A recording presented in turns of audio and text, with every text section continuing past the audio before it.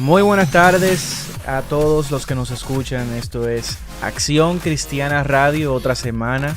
Estamos aquí para compartir con ustedes y brindarle muchas informaciones. El día de hoy yo sé que no va a haber ningún tipo de desperdicio. Yo desde ya le comento que tenemos un testimonio que va a ser sumamente impactante y le exhorto a que usted pueda compartir en nuestras redes sociales el link de lo que va a estar sucediendo, porque va a estar buenísimo.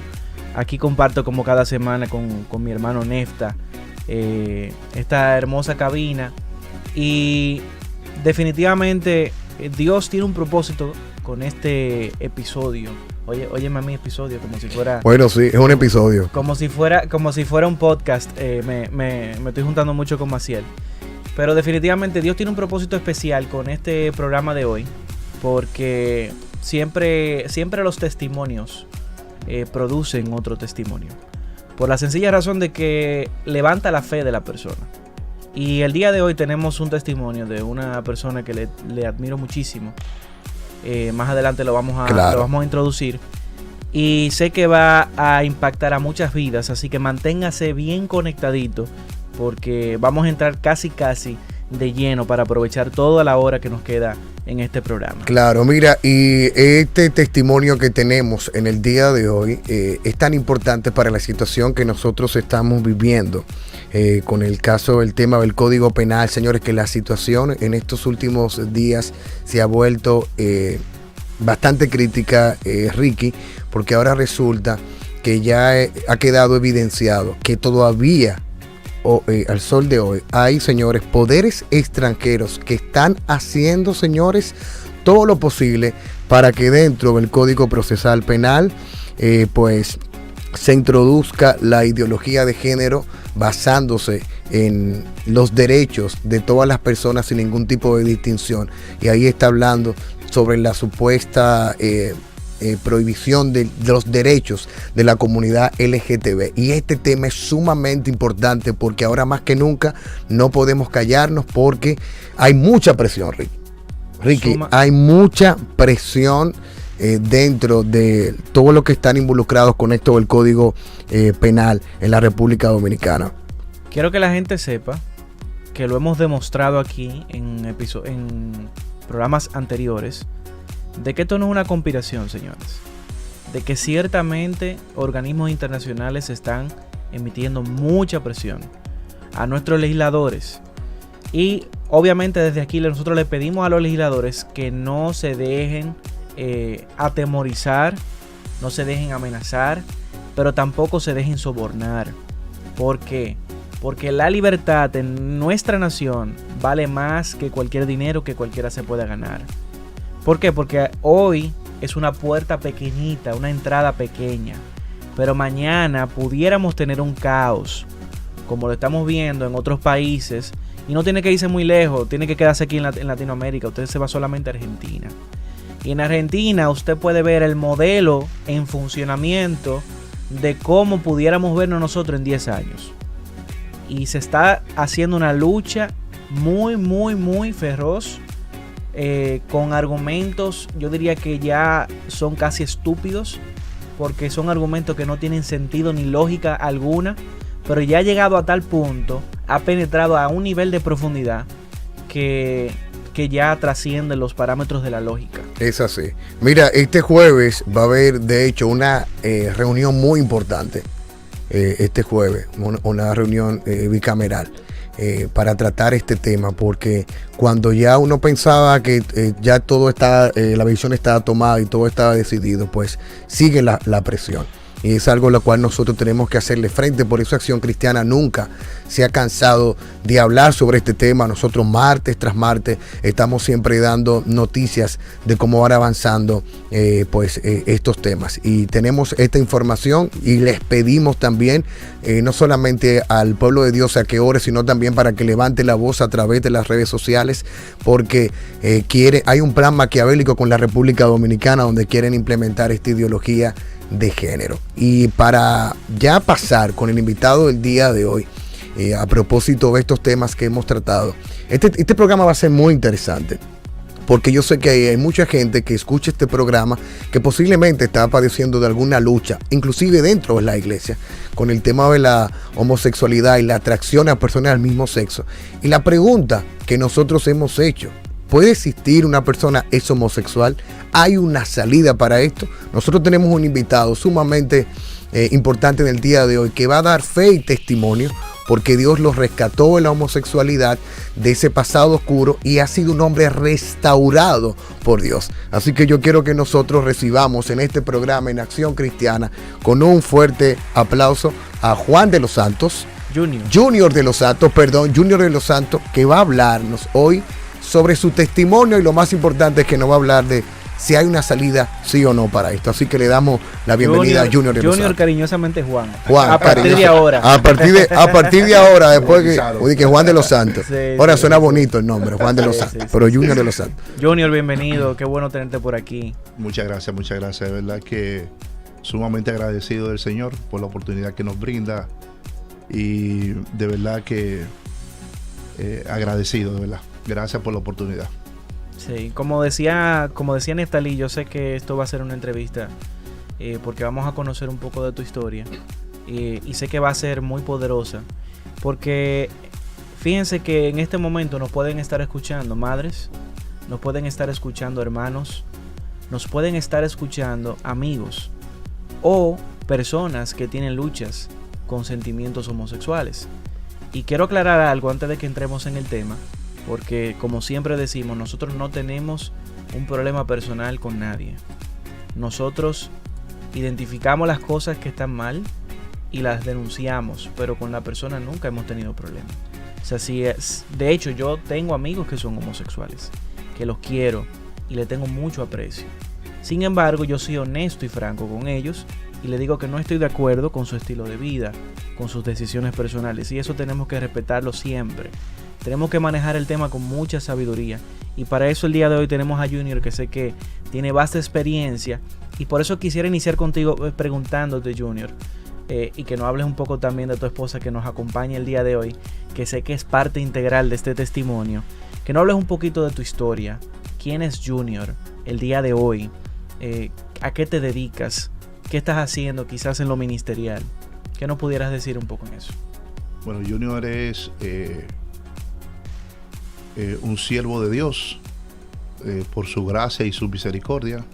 Estoy trabajando en una empresa que tenemos como familia, se llama Inversiones Mercedes, de San Cristóbal, y tengo más de 15 años trabajando con grupos de jóvenes. Comencé en la Yuca del Naco, donde crecí. Okay. Ahí comencé una célula con los niños. Teníamos como 70, 80 niños. Casi nada. Hoy muchos de ellos ya se casaron. Hoy soy abuelo, soy padrino, soy papá, soy... Pero jovencito ese abuelo, porque yo lo estoy viendo ahora. Óyeme. Hoy tengo nietos en España, nietos en Alemania, nietos en Estados Unidos. Todos esos niños que un día eran mis niños, lo escribía en el colegio, le buscaba comida, le compraba mascotas. Ya yo sé que cuando yo tenga que ir para la Yuca, tengo que buscar Junior de una vez. Sí. Nosotros hace un año salimos de la Yuca a vivir a San Cristóbal, y fue son de esas salidas que te desprende, porque la Yuca representaba mucho para nosotros. Y lógicamente Dios hizo grandes cosas y está haciendo grandes cosas. Todos los viernes estamos allá con ellos. Estamos haciendo una vigilia todos los viernes y nos reunimos en el club. Sí. Ahora queremos hacerla a nivel ya del barrio completo, para que toda la comunidad se integre a la vigilia que estamos haciendo los viernes. Excelente. Me dijiste ahorita que fuera del aire que tenías una hija. Sí. Tu familia, hablamos un poco de tu vida familiar. Bueno, mi esposa Sorangi. Hola, Sorangi. 13, bueno, que está aquí con ella. Que está aquí con nosotros, sí. Tenemos 13 años ya casados. Ahora en diciembre. Y Julie tiene 11 años. Sí. Ahora en septiembre lo cumplió. Y tenemos, de verdad que ha sido de esas bendiciones que Dios nos regala, que dice la Biblia que son mucho más abundantemente de lo que pedimos o entendemos.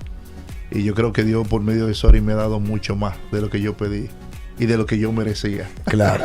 No, y se nota bastante.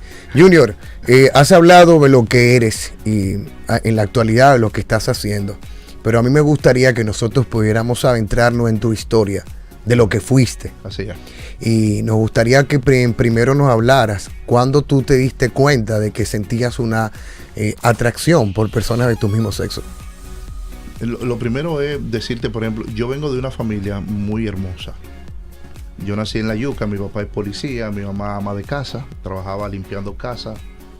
Y crecimos en un hogar donde no teníamos muchas cosas materiales, pero sí teníamos un papá y una mamá. Había amor, había cuidado, había protección. No había televisión, no había celulares, no había nada de esas cosas. Ya estás revelando la edad del hombre. Claro.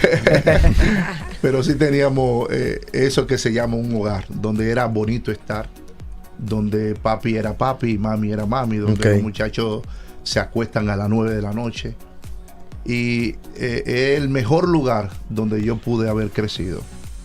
Y imagínate, 6 varones éramos nosotros y somos nosotros. Y por la magnitud de los muchachos que éramos, yo entiendo que mis padres no se dieron cuenta de que yo era diferente a todos los demás.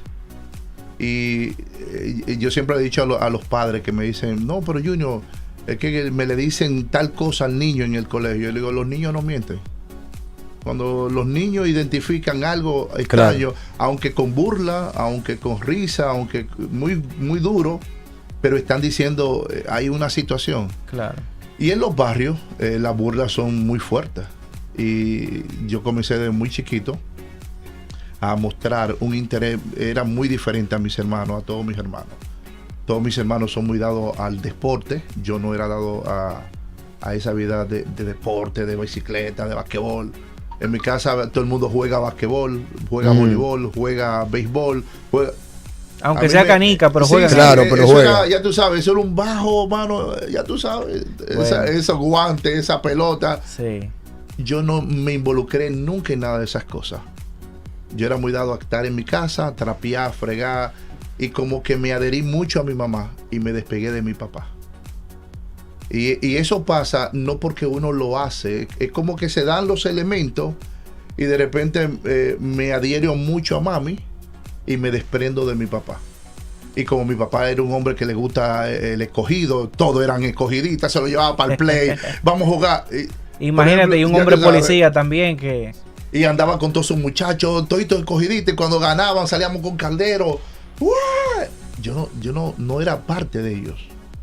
No era parte de ellos porque no me identificaba con esas cosas que a ellos les gustaban.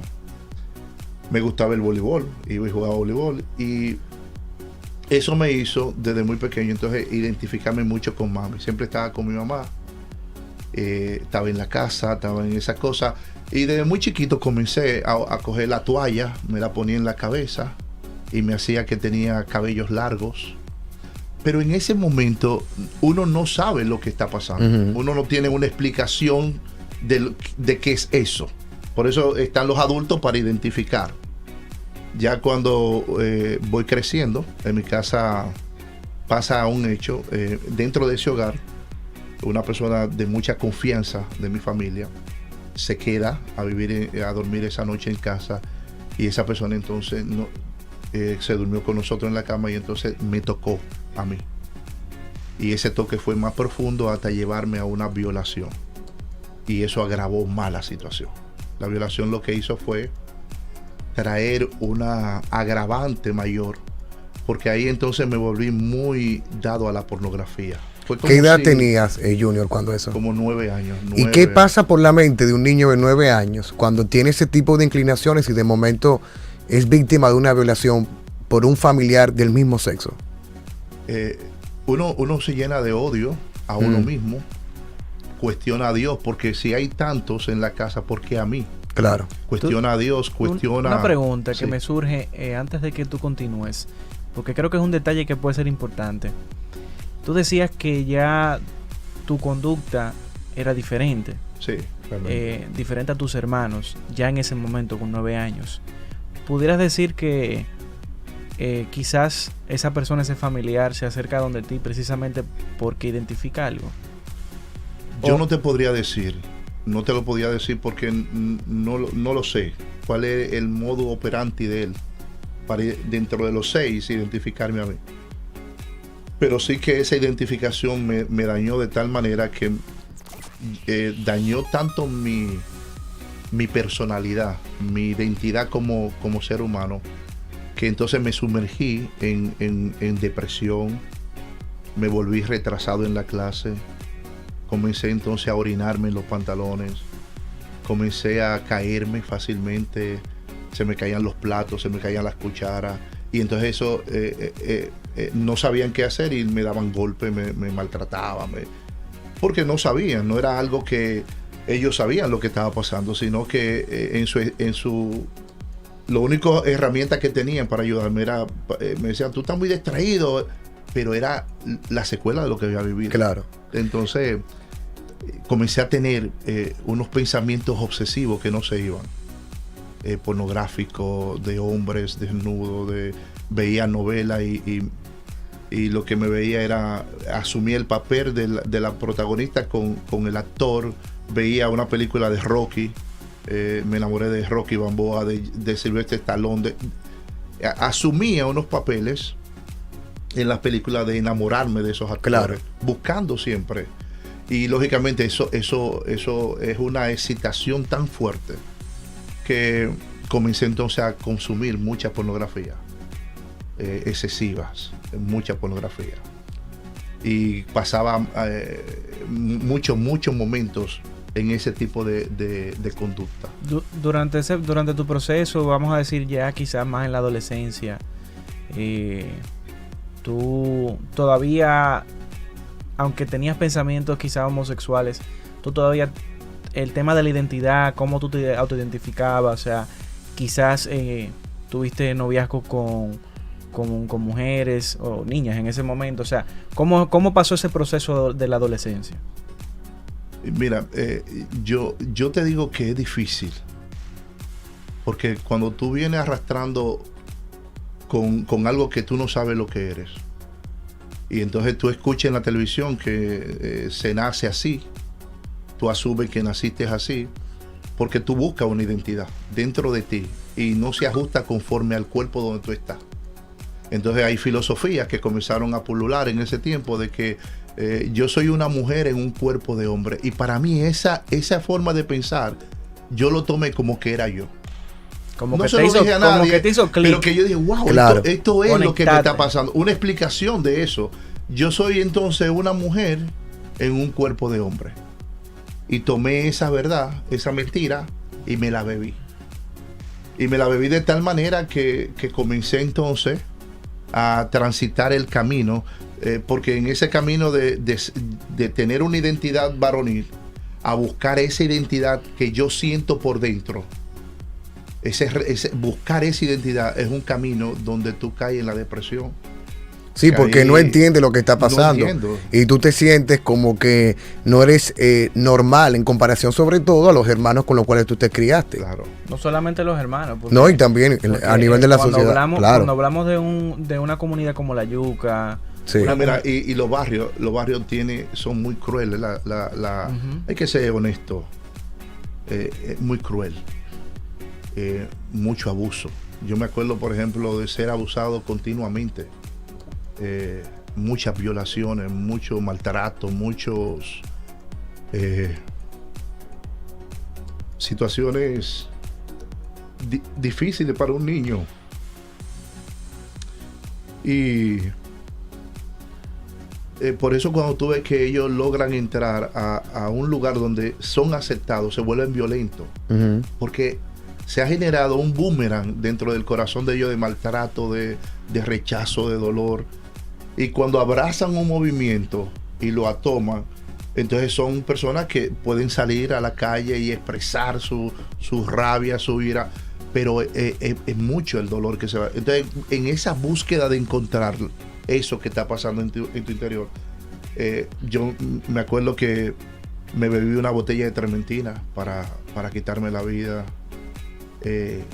Fui varias veces a sitios para quitarme la vida porque no encontraba como un lugar. ¿Qué es lo que está pasando? Claro, en el interior? No lo Junior, encuentro. y frente a todo eso que tú habías vivido, ¿qué rol o papel representaba tu familia con esa lucha y esas cosas que tú realmente hacías porque no entendías? O sea, ¿cuál era el rol que cumplía tu familia en ese momento?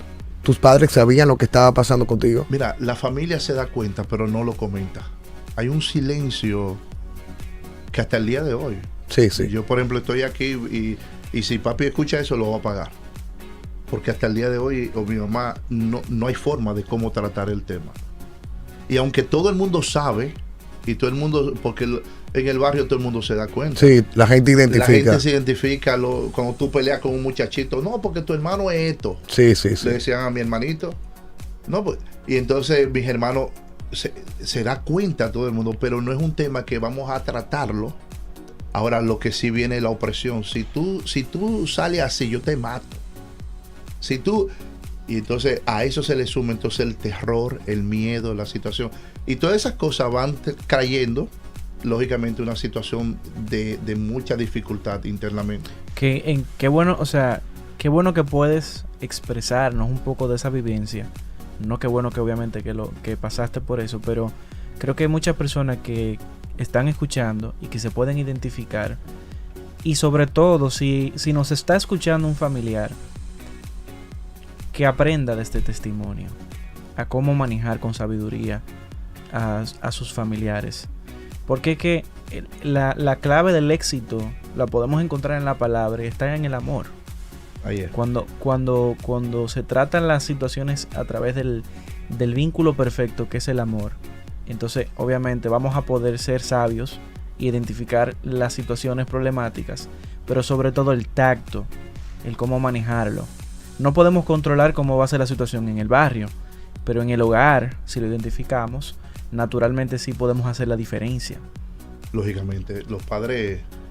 Y yo creo que la cosa ha cambiado, porque yo que estoy trabajando ahora con muchos jóvenes que me llaman sus tíos, me llaman sus padres, me llaman su mamá. Junior, mira, mi hijo, hay algo que se está viendo y la manera en cómo se aborda es una manera donde se quiere ayudar.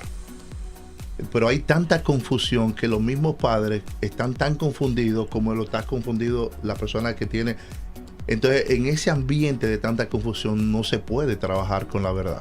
Sí. Porque hay mucha mentira. Entonces, ¿qué pasa? En las redes sociales, tú manejas tantas informaciones que el 80%, el 90% son mentiras.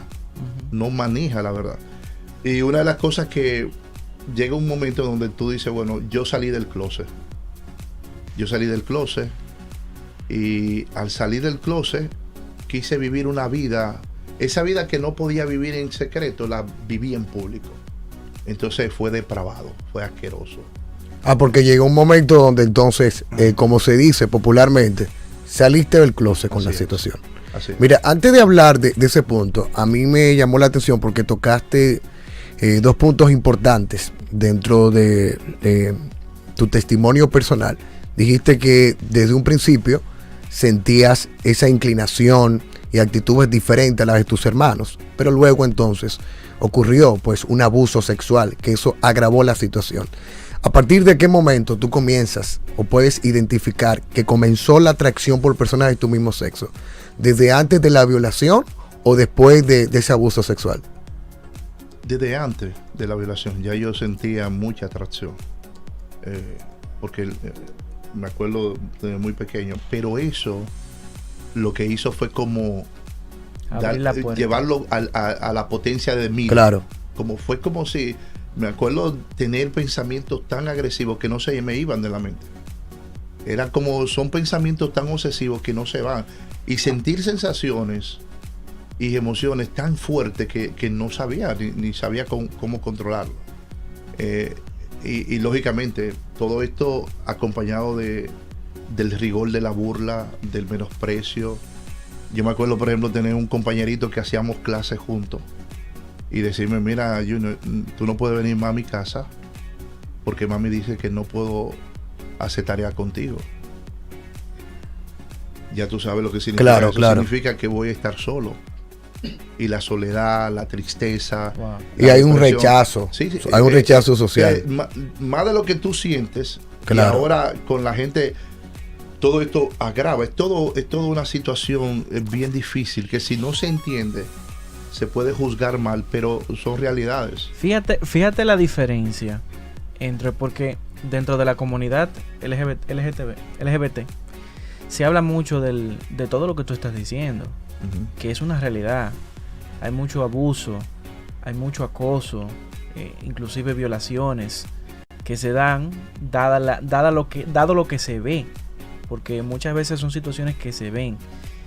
Pero qué diferente es tomar el camino que gracias a Dios pudiste, el Señor te guió por ese proceso, a tomar el camino completamente opuesto, que me imagino que vas a hablar un poco más sobre eso, Sí. que es una semilla de rebeldía muy profunda que lleva a las personas a cosechar ideologías tan extremas que sale de lo racional, que inclusive se vuelven personas agresivas. Yo te voy a decir una cosa, y escúchame, cuando yo entro al movimiento LGBT, que entro a la discoteca, en ese tiempo era Disco Free, frente a la Plaza de la Salud, era la única discoteca. Habían bares, Llegó Bar, Noche Azul, Blue, habían bares donde uno... ¿De qué época, en qué año estamos hablando para que la gente sepa? 2001. 2001 y 2002. ya, o sea que en el 2001, que todavía no se hablaba de estos temas así tan abiertos, ya habían discotecas y bares exclusivamente Claro. para esa comunidad. Pues claro, habían bares, discotecas. Sí, pero yo no creo que saunas. seguramente desde mucho antes. Pues Realmente. claro. Bueno, pero por ejemplo te puedo decir, y cuando yo encontré esos lugares, por ejemplo, yo encontré Disco Free, este fue mi casa. Aquí hay gente como yo que ve, que siente como, y iba los jueves, iba los viernes, iba los sábados, los domingos, y lógicamente ahí encontré una pareja donde ya hicimos un compromiso de vivir juntos en un apartamento.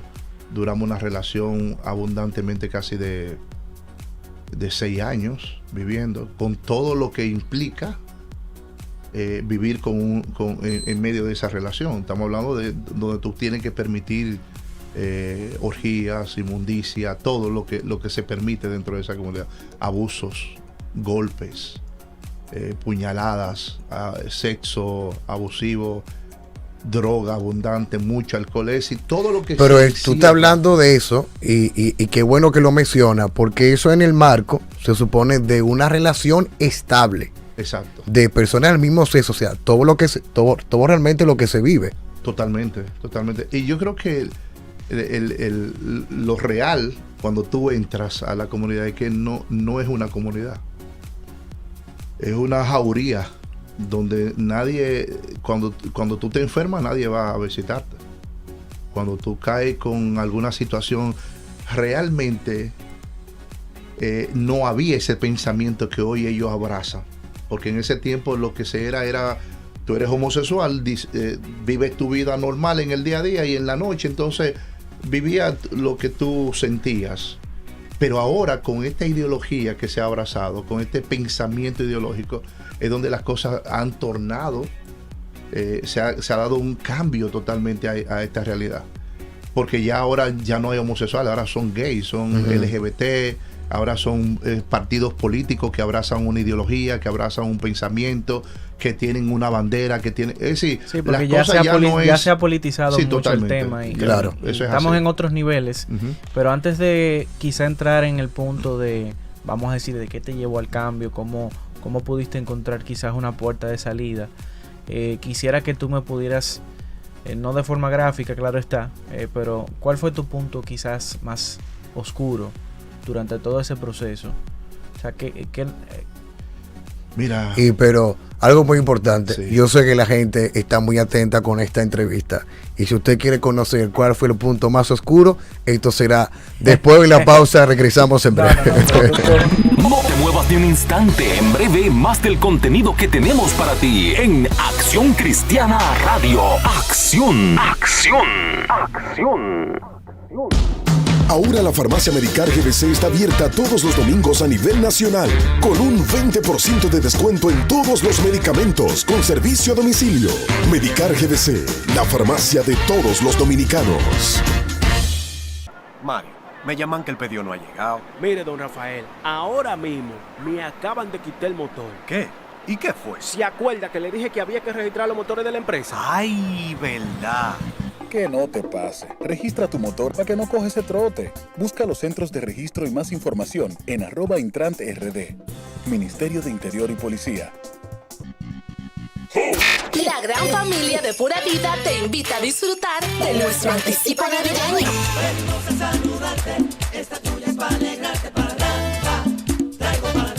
El viernes 5 de noviembre te gozarás un playlist musical navideño sin límites al estilo de Pura Vida. Tu emisora 24/7.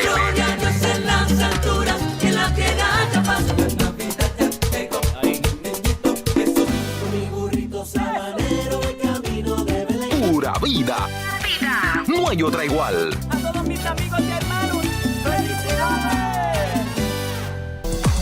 ¿Te vas a mudar? Contrata tu Triple Play hoy con voz, canales premium y el internet fijo más rápido del país. Confirmado por Speed Test by Ookla. Llamando al 809-859-6000. Tu prepago alta gama, tu prepago alta gama, alta gama. Con paquetico, yo comparto y no me mortifico. Navego con el prepago más completo de todito. Bajé con 30 y siempre estoy conectado. Porque soy prepago altis, manito, yo estoy burlao. Alta gama, paquetico, 8 minutos, un nuevo equipo. Alta gama, paquetico. Línea blanca de... Llegó el mes para cambiarlo todo. Mes amarillo. Ofertas todos los días hasta el 30 de noviembre. Compra en línea en sirena.do o descarga el app Sirena. Sirena, más de una emoción. No te muevas ni un instante. En breve, más del contenido que tenemos para ti en Acción Cristiana Radio. Acción. Estamos aquí en Acción Cristiana Radio con esta entrevista que en definitiva a mí me ha conmovido bastante y sé que para muchas personas que nos están escuchando también lo es así, pero también tiene una connotación educativa, porque podemos aprender de tu testimonio, Junior, muchas cosas. Y sobre todo es una conversación que yo sé que para muchas familias puede ser una conversación tabú, con muchos fetiches. Y sé que el tener la apertura y la valentía que tú tienes de hablar a corazón abierto, aquí cuando hay muchas personas que te están escuchando, tiene mucho valor. Nosotros lo apreciamos bastante. Y antes de que hiciéramos la pausa, te pregunté que cuál quizás había sido tu etapa más oscura, para que la gente pudiera entender a qué niveles de profundidad se puede llegar cuando uno se deja, vamos a decir, influenciar por este camino. Arróbanos quizá un poquito de luz en ese sentido, de cómo se ve ese panorama. Mira, yo pienso tanto en el hijo pródigo cuando sale lleno de riquezas y donde cayó, porque el pecado siempre te va a llevar a niveles donde tú nunca pensaste. En mi casa no me enseñaron a robar, ni a mentir, ni a consumir droga, ni a alcohol. Mis figuras paternas hasta el día de hoy son ejemplos para todas las comunidades. Y todo lo que yo no aprendí en mi casa, entonces me degradé fuera de mi casa, hasta el punto de que me vestía de mujer para prostituirme, para conseguir dinero, para hacer cosas que me horrorizan a veces pensar que pude llegar a esos niveles, porque lo que sale del corazón, nosotros no somos capaces de entender hasta dónde somos capaces de llegar. ¿Qué pasa por la mente de una persona, como se le dice también, bueno, ahora se me fue el nombre, pero qué pasa por la cabeza de una persona que decide prostituirse, que decide buscar no sé si es un tema económico, si es un tema por buscar recursos, o tiene poco que ver con el dinero? Yo entiendo que como que se va acorralando a la gente a un punto en donde él solamente puede percibir que puede hacer dinero solo con su cuerpo, teniendo todas las demás opciones, pero es como que las opciones desaparecen y la única que queda es esa. y va conforme a lo que tú sientes. Y también según buscando el medio y la gente que está alrededor tuyo también. Yo te lo digo, por ejemplo, yo no era un muchacho amanerado en mi casa, porque mi papá me daba golpes, ya tú sabes, que veía una mano medio rara, claro, un correazo. Y yo aprendí a ser amanerado cuando entré a la comunidad. El estar con los muchachos, asociarme con ellos, vivir con ellos, el lenguaje, las expresiones, el sentarme, todas esas cosas son cosas que se van aprendiendo dentro. Claro. Por eso la Biblia nos llama a que las malas compañías corrompen las buenas costumbres. Eso es así. Sí. No, claro que sí, la mala compañía corrompe. Y te das cuenta que esa comunidad, yo me acuerdo, yo llegué a Simón Bolívar y ya tenía que irme. Tienes que irte de esta casa ya. Entonces me voy para el 24 de abril, tienes que irte de aquí. Entonces me voy para Los Amas y uno se vuelve una cajita yendo de casa en casa buscando, porque al final no hay ese amor que ellos propagan y que ellos dicen, eso no existe ahí, porque hay una carencia de eso mismo. Ahora, lógicamente, estamos hablando de que todos estamos heridos, todos estamos lastimados, todos hemos llegado a ese punto porque hemos sido heridos y cuando nos sentábamos a hablar nos dábamos cuenta que todos veníamos de trasfondos que parecíamos iguales, donde la figura del padre o era ausente o era presente pero ausente. Pero ausente. Exacto. Es decir, como cuando me sentaba con los muchachos, yo decía, y al final ninguno llegaba ahí sin haber luchado por no llegar. Wow. Es decir, wow. no es que se llegó ahí y nunca luchaste y nunca quisiste cambiar. Todo, cuando tú oyes, todo, me acuerdo de Raúl, decía, luché, fui a la iglesia, hice la misa, hice todo, lo batallé, el otro, no, todos habían luchado por no llegar a ese punto, pero había sido, las luchas no habían tenido los resultados esperados. Claro. Qué interesante. Justamente esa era la pregunta que tenía. Eso es lo que ibas a preguntar. Sí, porque siempre he escuchado de personas que dicen, no, porque siempre que hay un homosexual se debe porque hay una falta en la figura paterna. Sin embargo, no es lo mismo mi pensar y lo que yo percibo en el caso de Junior, que no solamente fue homosexual, que no solamente se llegó a los puntos donde él vendió su cuerpo, sino que también compartió con muchas personas y que luego vamos a hablar un poco más de ese detalle, sino que también trabaja ayudando a personas. O sea que tú tienes experiencia y puedes hablar con base cuando hablas de un denominador común, porque tú conoces a la comunidad con la cual tú compartes y ayudas. Así es. Claro. Mira, Junior, es sumamente impactante lo que acabas también de mencionar, porque estuviste muy involucrado con esa comunidad. Y mira cómo dices que todo el que termina ahí es porque viene de una lucha. Lo que pasa es que hay unos los cuales sucumben frente a la lucha y se dejan vencer.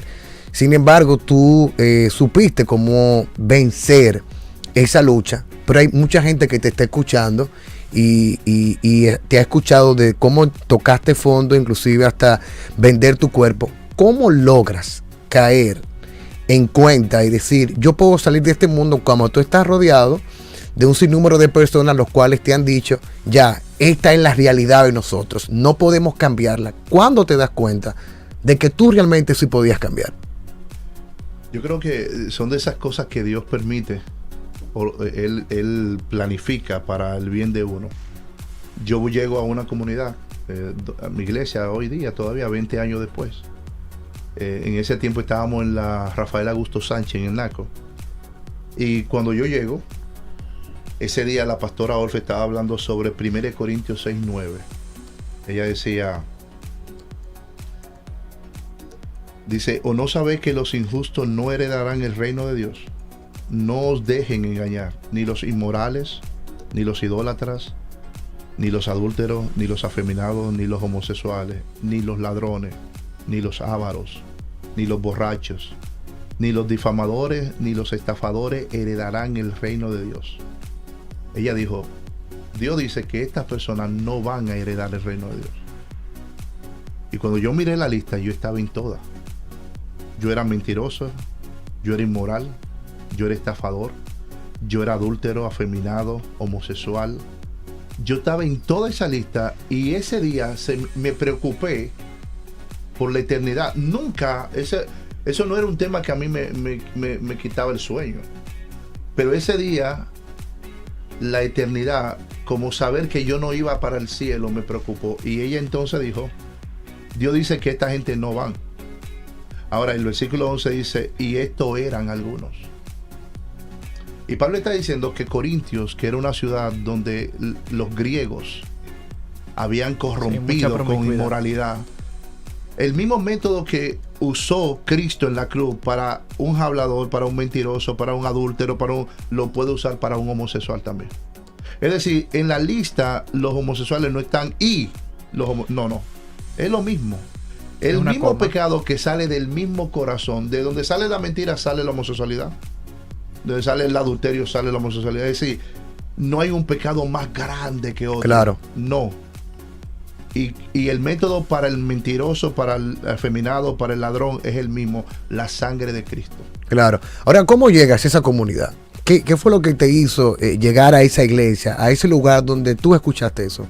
Mira, yo iba a hacer algo, a cumplir un servicio que alguien me había contactado. En ese tiempo era el Latin Shack que había.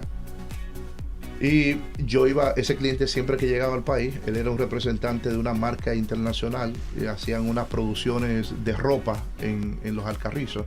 Y cada vez que él venía, él me llamaba. Y ese día él pidió que yo fuera a tener relación sexual con él. Y él pagaba muy bien. Era común siempre que él viniera, yo iba donde él. Y ese día que yo sé dónde queda el apartamento, pero ese día no entré al apartamento, sino que entré a la iglesia. No era una iglesia, era una casa donde se reunía. Y mientras ellos estaban reunidos ahí, ellos cantaban la canción Poderoso, en majestad y reino poderoso. Y yo entré, me senté. Cuando alabaron al Señor, yo comencé a llorar. Yo tenía años que no lloraba. Porque el pecado te endurece y tú te vas volviendo tan fuerte que no te puede, en esa comunidad tú no puedes ser sensible, tienes que ser fuerte. Y ese día Dios tocó mi corazón y después vino la palabra. Y la palabra entonces, y mira lo que ella dijo, muchos dicen que Dios lo creó así. De entre todos esos pecados ella va a hablar de la homosexualidad. Yo no sé si tú me entiendes. Es decir, claro. Era como llegaste al sitio para escuchar lo que necesito que tú escuches. Yo voy a hablar de la homosexualidad. Ellos creen que nacieron así. Ahora Dios hizo un hombre y una mujer perfecta. Tan perfecta que cuando lo creó dijo, y era bueno en gran manera. ¿Qué dañó esa perfección? El pecado. Cuando el pecado entra, dañó, trastornó. Y la solución para el pecado es la sangre de Cristo. Ese día escuché el mensaje. No acepté a Cristo. Pero saber eso, saber que podía salir de donde estaba y que la opción era Jesucristo, de verdad, tú no te imaginas lo que fue para mí esa noche pensar que había una opción. ¿Y cómo fue ese proceso, Julián? ¿Cómo lograste salir? Porque la gente tiene que estar escuchando y dice, pero ¿cómo es posible salir de eso? No solamente salir. Creerte desde toda una vida, desde la niñez, exacto, que naciste de cierta forma y que eso es algo que es parte de tu identidad y que quizás hasta ese momento tú no sabías que había una salida. No, y restaurar a punto de tener una familia también. Así es. Que ella no ha hablado nada todavía, pero le vamos a dar el micrófono. Claro, porque tenemos que llegar a esa... ¿Cuál es la clave? Porque ahora mismo hay gente que está escuchando esto, que tiene esa lucha. ¿Cómo lograste salir de esto? Yo creo que la clave está en tú, primero, reconocer dónde estás. Y segundo, tener el deseo de querer salir.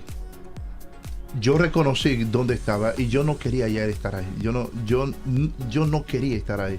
Ahora yo no sabía cómo salir.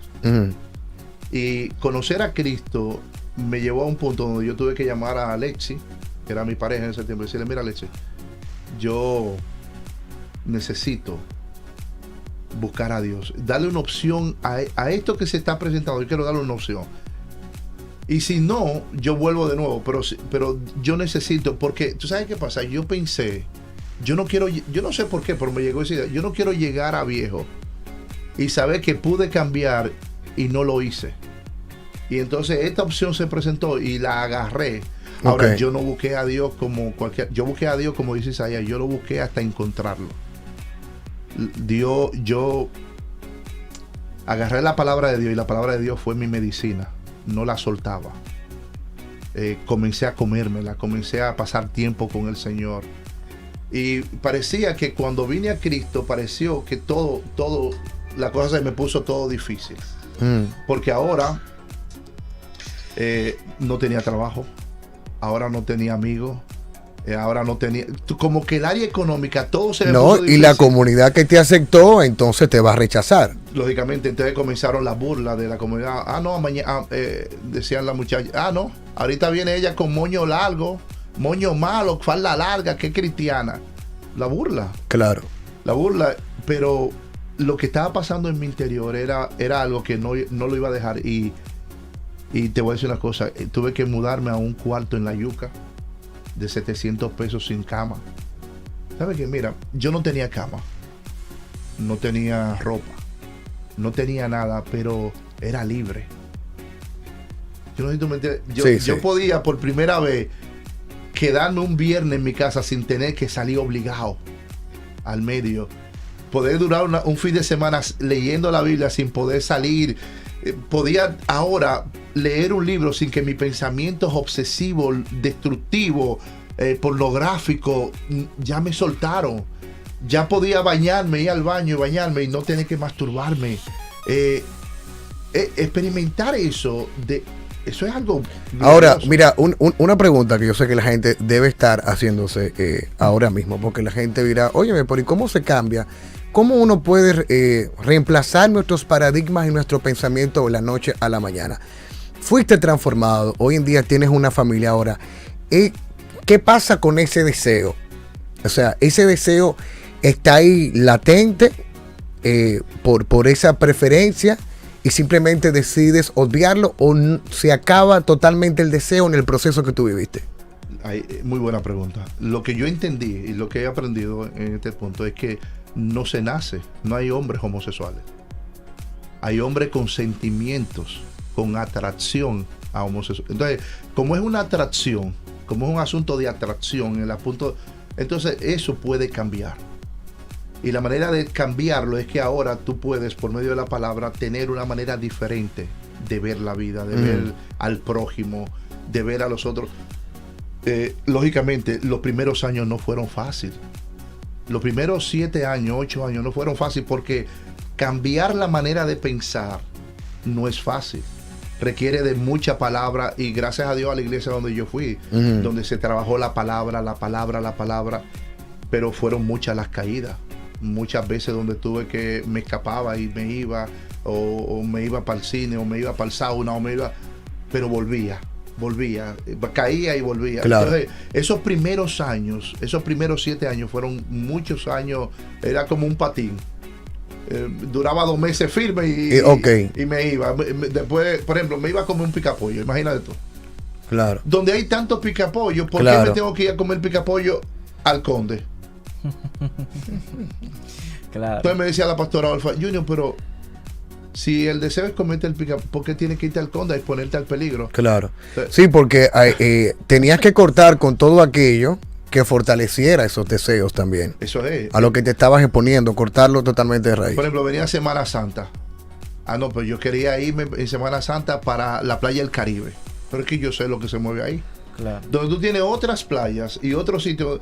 Entonces, renovar todo eso, que a veces parece un impulso, pero todo eso requirió mucho tiempo. Ahora, escúchame, Ricky, pero ¿qué pasa con ese deseo para llevar claridad a la gente que está llamando? Porque el mismo apóstol Pablo, en una de sus cartas, en el libro de los Romanos, decía, óyeme, yo quiero hacer el bien que quiero, pero termino estando donde no quiero estar.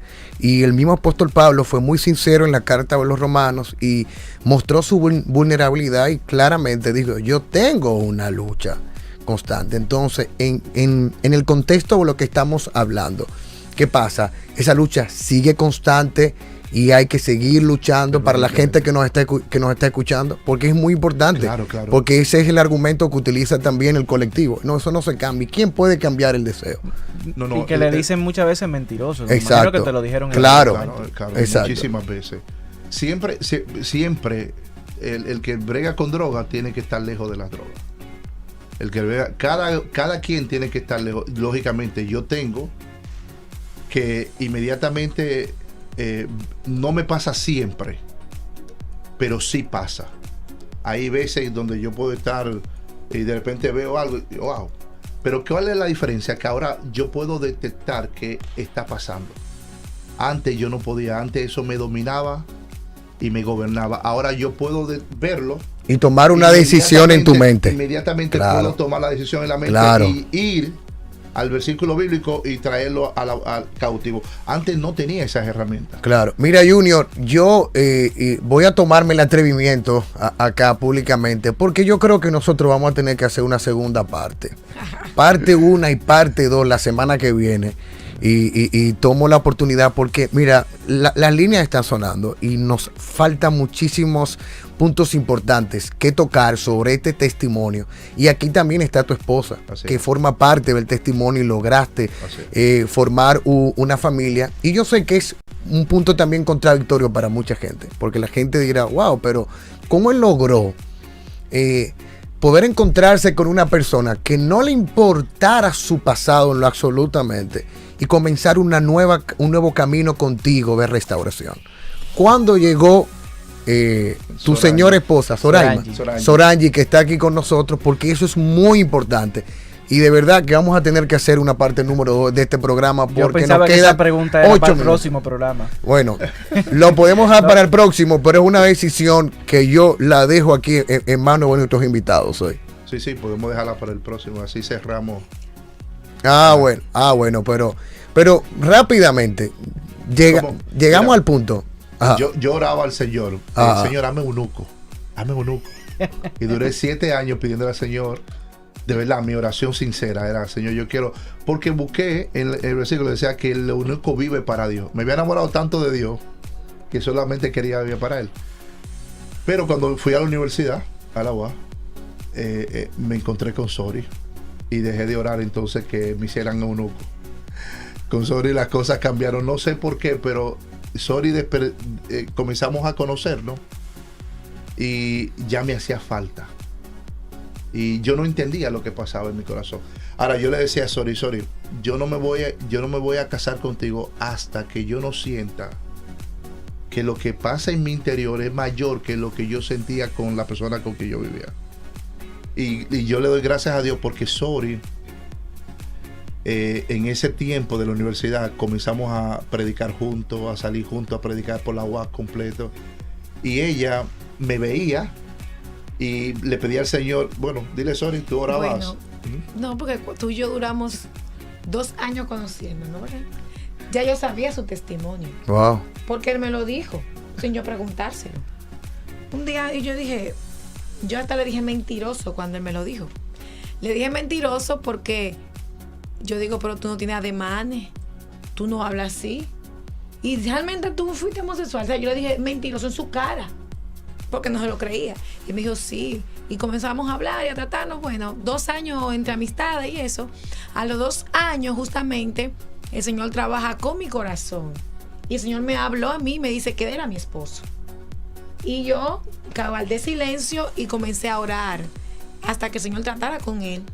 En ese tiempo Dios trató con él a solas. Lo que pasa es que abordar a una mujer no es lo mismo que abordar a un hombre. Él no sabía cómo hacerlo. Yo sabía darle vuelta a los hombres y conseguirme. Exacto. Claro, pero una mujer, claro.